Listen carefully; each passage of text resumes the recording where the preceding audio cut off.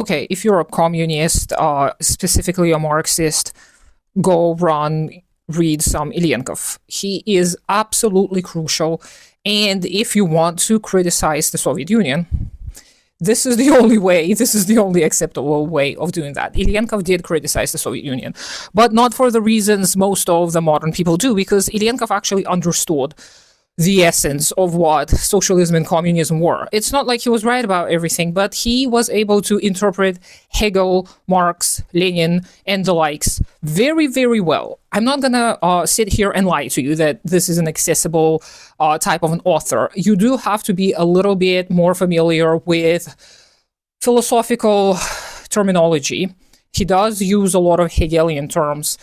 So this is the book that I have on categories, which has his essays and short form pieces of writing that are about categories, which is an essential thing to get into if you want to be well-versed about the world and well-versed about everything. The beauty of learning about philosophy is that the principles of dialectics, especially dialectical materialism, they are universal. Just as I kept on saying for the past couple of months, ever since we started reading Engels's Dialectics of Nature, this is what is going to help you understand all kinds of phenomena, because you will see the principles, the underlying reasons behind the certain movements of the substance. And Hegel did a lot of that work, and then Marx interpreted that work and put it the right side up, famously. And then Ilyenkov is the one who helped prop that up. Of course, Lenin followed and helped everyone understand what Marx meant. Lenin applied a lot of the Marxist principles to the practice and came with conclusions. And he was doing that even before the revolution. And now Ilyenkov is the closest to being a successor of all of these philosophers I have come across. Of course, I still do recommend Althusser and the likes, because he also talks about very similar things. Now, not everything that Ilyenkov wrote is translated into English, but still, whatever you can get a hold of that is written by Ilyenkov, please read it. So I already have a video about Ilyenkov's explanation of the abstract and the concrete on my Patreon. Check it out if you're interested. But in today's video, I will very, very briefly talk about the two other categories that Ilyenkov, following his essay on the abstract and the concrete, in this one part of the book dedicated to the abstract and the concrete. This entire book of categories is basically dedicated to the abstract and the concrete. But the second essay here, the second piece of writing, is dedicated to the notion or representation and concept or conceptualization or understanding. So these two categories, Ilyenkov argues, are crucial, essential. They are the basis of our ability to communicate truth to each other and the ability to understand truth, because the truth does not lie within the objective reality only. The truth can be understood through the utilization of our beautiful human minds. So, just as with the categories of the abstract and the concrete, Ilyenkov looks at these two categories in their connection. He sees them as the part of the same process. He never looks at anything separated in a vacuum as if things float randomly and just sometimes generally collide, because this is not dialectics.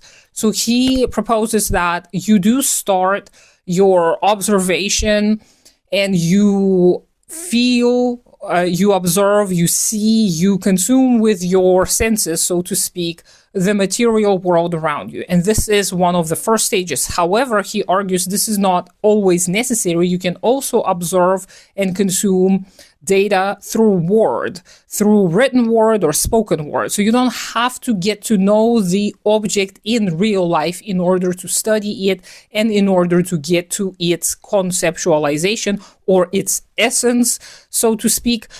So the process starts with you observing, you taking in the data using your senses, and this is the very tip of the iceberg. Then what happens, Ilyenkov argues, it becomes the abstraction to you, because you have now an image of this concrete material object or phenomena, in your mind, and you start thinking and reflecting upon it.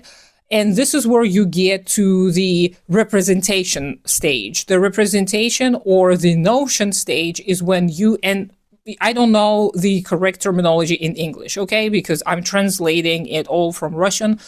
So if the word notion is used more as a conception in English, let me know, because I've seen in the dictionary that these two are somewhat interchangeable.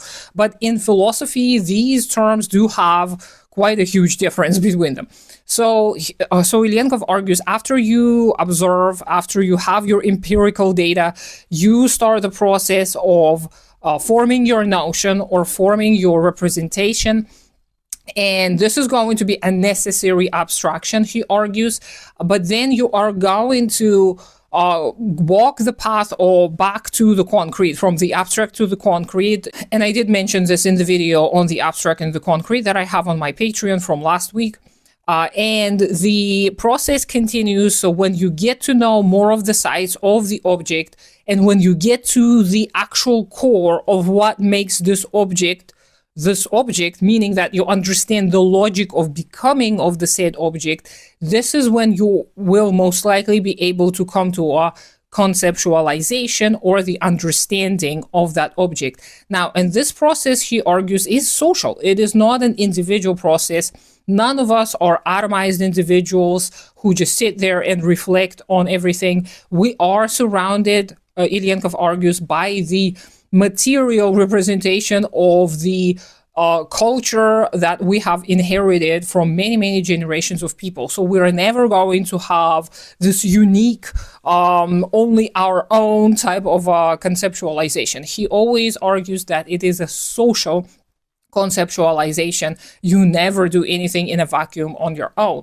What is important to note is that forming the concept, forming the understanding of the subject, it is not just you knowing every single thing about this object. It is when you understand it in the relationship it actually has in the objective reality. So you understand the genesis, the becoming, you understand how this came to be, you understand why it came to be, and you can see how it can be applied. By the way, this list was just my suggestions on how to understand whether you have a conceptualization of something. Let me give you another one, because I'm trying to translate it all as a lay person to other lay people, I suppose. But you will be able to tell whether you have a notion or a concept of something if you know for sure that you won't be able to be lied to about a certain subject matter or a certain object. If you know the object, if you have made it your own, just as Marina suggested, just as I talked about in my previous video here on YouTube, if you make the subject your own, if you have a concept of the subject, nobody will be able to deceive you and make you believe this object is something else. No one will be able to break your reality by some kind of a revelation. This, again, does not mean that the subject or the object is frozen in space and time and it is forever the way you conceptualized it. No. In dialectics, we always propose, because we know, we see it, everything moves and changes. But in that moment where you conceptualize something, this is when you're able to gain that basis of understanding, and your understanding will evolve together with that subject or object. It is going to change too. So that means it's going to get deeper, wider. It's going to be a bigger picture of the truth. But the truth is always concrete, just as Hegel, I believe, argued, or Lenin, or Marx, or all of them. I don't really know for sure.